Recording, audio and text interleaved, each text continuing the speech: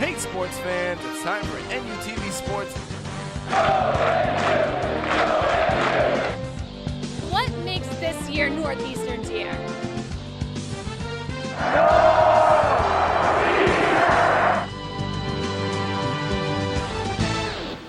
Hello and welcome to this edition of Sportseastern. I'm Kirsten Campbell alongside Bailey Connect.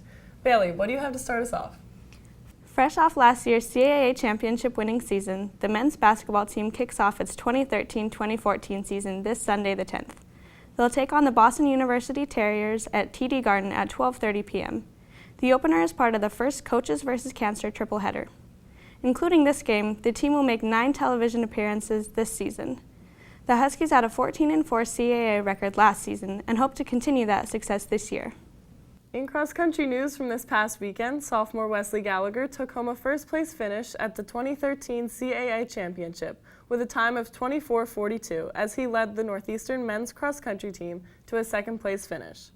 The NU women's team walked away with a fourth-place finish led by Lucy Young, who took 6th overall.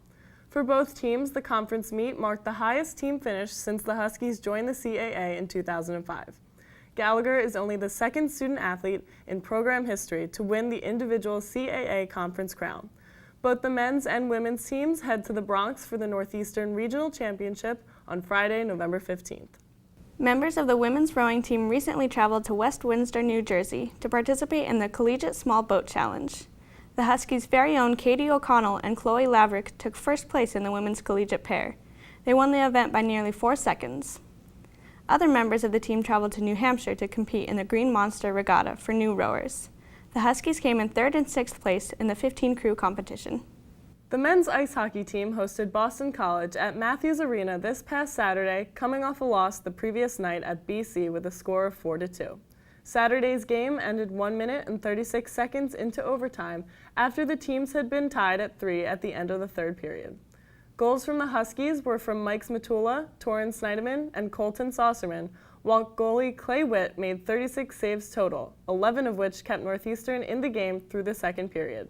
The men's ice hockey team will be back in action next Saturday when Northeastern travels to UMass Lowell. This weekend, the women's soccer team took on Delaware in the CAA quarterfinal match. The game ended in penalty kicks and a 4-3 victory. With the win, the team now advances to the CAA semifinals to face William and Mary. In the regular season matchup, neither team scored and the game ended in a tie.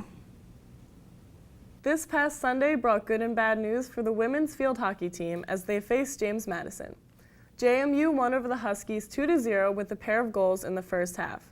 Despite the loss, the Huskies secured a spot in next weekend's CAA championship in Newark, Delaware, thanks to a William and Mary overtime victory over Hofstra.